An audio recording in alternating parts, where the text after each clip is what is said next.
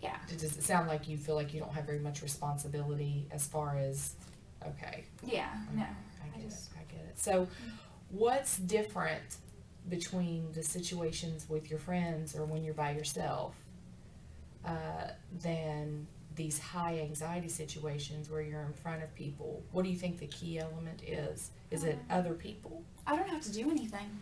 Oh, That's okay. it. I mean, I don't have to do No anything. pressure. No pressure. I don't have anything to do. I mean, if I am in front of people, it doesn't matter what I say. Okay. Yeah. In I social think that's- situations or if you're Yeah. by yourself. Okay. Yeah. And I think that's mostly it. It's just me trying to like regurgitate information. I just get really nervous. Okay.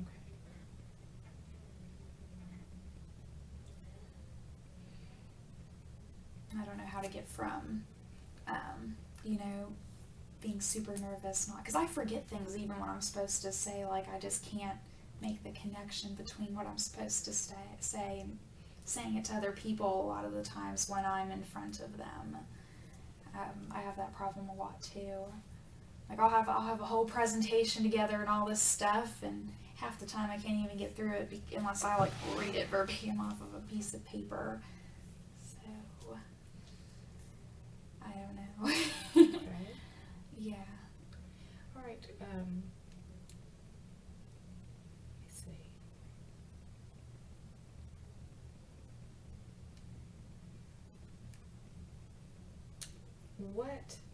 What would you like to achieve from our sessions here? What's a goal that you have?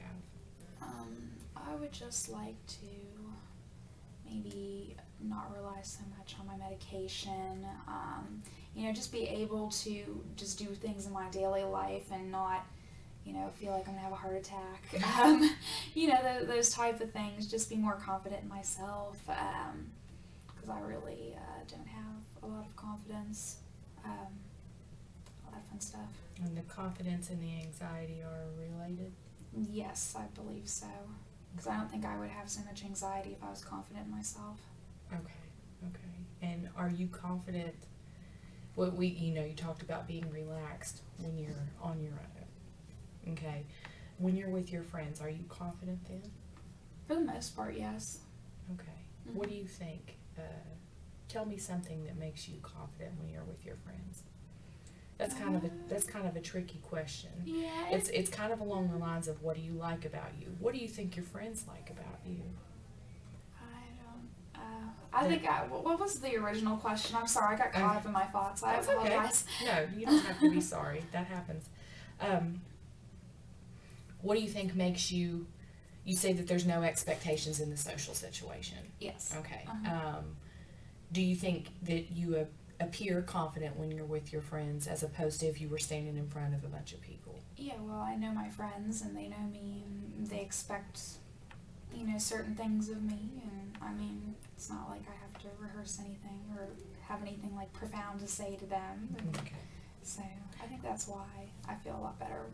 Yeah, okay, I can see what you're saying, but if you friends had to pick out things, or, let me see, I'm trying to think of where I'm going with this. I'm trying to find what you are confident in yourself with. What Lauren finds great about Lauren. I don't really find anything great about myself.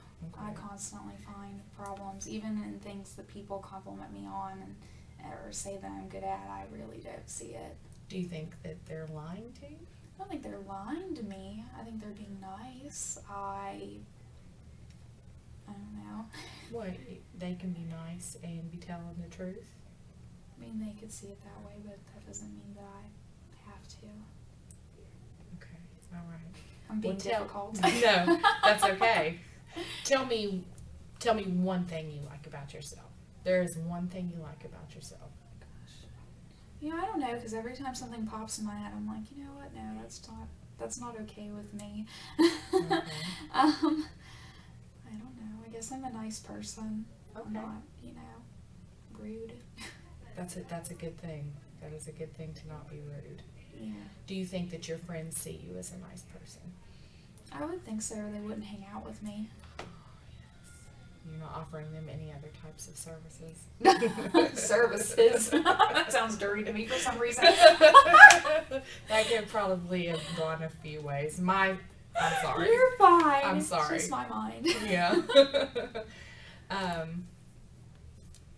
So that you think that they think that you're nice. What else? Let's say that you were one of your friends. What else do you think they see in Lauren? Oh gosh, I don't know. Have you ever asked them? Have they ever said, what do you find your friends saying to you? Besides being nice, they tell me I'm pretty a lot. I don't know. I guess I really just don't pay attention.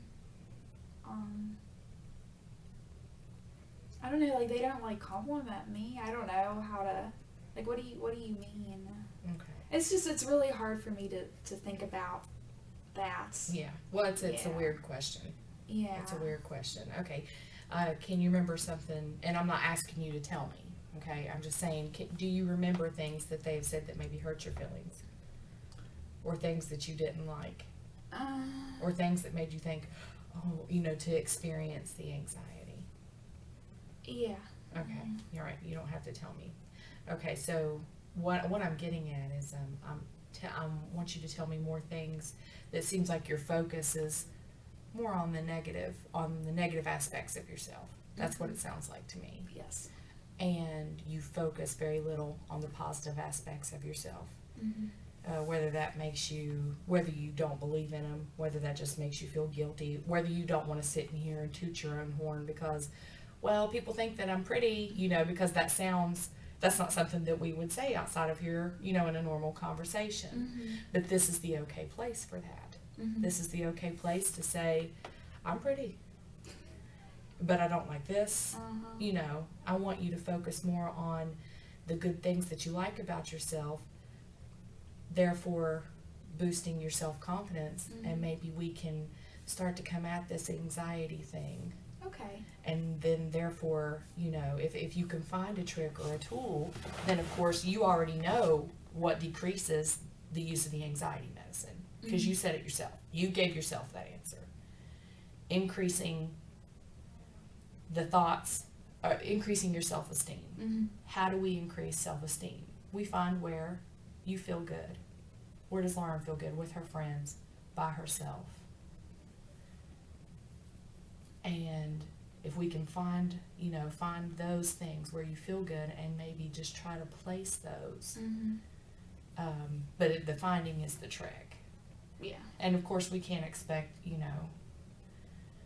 a miracle in the first session. All right. I'm going to try something really quick. Let's say that in a year after our sessions, all of a sudden Lauren is anxiety free. Well, not abnormally anxious, because it would be abnormal to never be anxious. And Lauren doesn't need her medicine at all. Okay.